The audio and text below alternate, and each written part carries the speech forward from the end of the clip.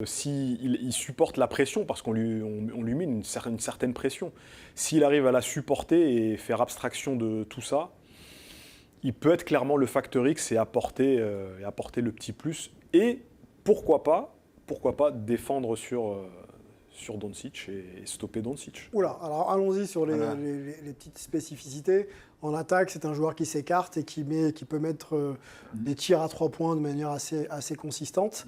Ouais. Poste bas, avec sa taille, il doit pouvoir quand même faire certaines choses. Quoique Gafford, très très physique, va peut-être le gêner. Très athlétique. Par contre, défensivement, est-ce que sur les mismatchs, donc les changements de défense et avoir un Kyrie, il peut le tenir? Est-ce qu'il peut tenir ne serait-ce qu'un PJ Washington ou un Doncic sur le 1 contre 1? Déjà, Kyrie, personne ne peut le tenir, en fait. Enfin, s'il a envie de marquer, vu ce qu'il peut faire avec le ballon, c'est le meilleur meneur de ballon de l'histoire. Aussi. Non, mais je veux dire, là, on parlait de Irving, évidemment. Enfin, moi, c'est un duo fatal. L'arme fatale. Oui. Parfaitement. Mais effectivement, Porzingis peut éventuellement aider et a beaucoup, comme on le disait tout à l'heure, beaucoup progressé en défense. Il est plus mobile que Horford à cet âge-là, même si on l'aime beaucoup. Alors, Horford, par exemple, c'est pas contre il y a un match contre les Pacers où il joue 41 minutes.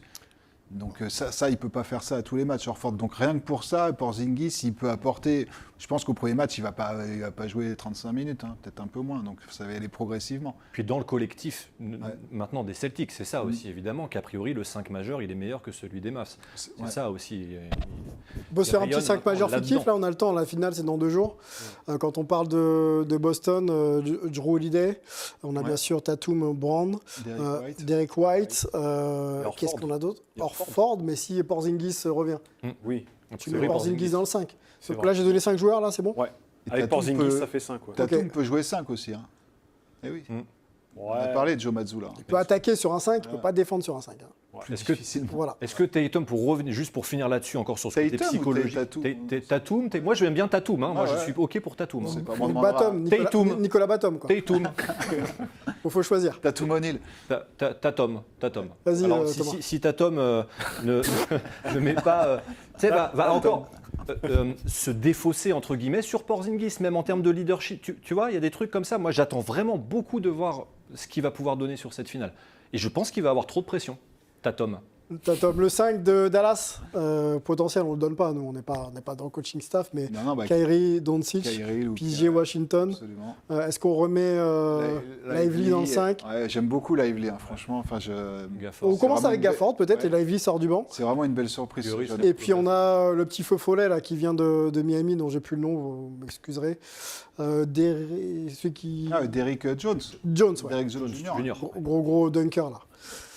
Il y a beaucoup de joueurs aussi, ils ont réduit la rotation. Par exemple, on se souvient de Tim Hardaway Jr. qui jouait énormément en saison régulière. Et puis là, plus beaucoup, une dizaine, une quinzaine de minutes. Ils ont quand même énormément réduit la rotation, comme souvent en finale. Je vous apprends rien. Non.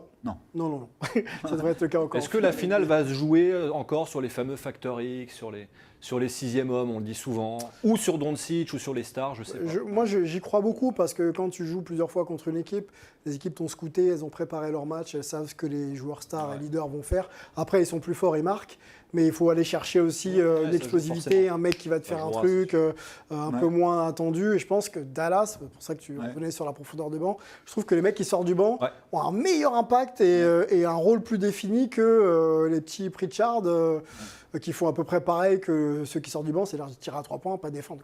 Comme ce qu'on disait un peu de Indiana à un autre niveau. Voilà, donc c'est pour ça que j'aime bien Dallas. Non mais franchement, le fait que les bookmakers soient, comme tu dis, c'est vrai, à fond sur eux, Dallas, c'est tout bénef pour eux. C'est tout bénef, ils sont complètement dans leur truc. Et Boston, à l'inverse, pression. Dallas allait prendre quand même 2 matchs aux Wolves pour commencer la série. Ils n'ont jamais eu l'avantage.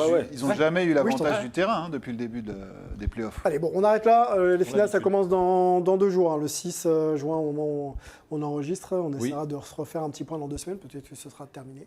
On fera donc le débrief et le bilan de cette finale NBA et de cette saison NBA ensemble.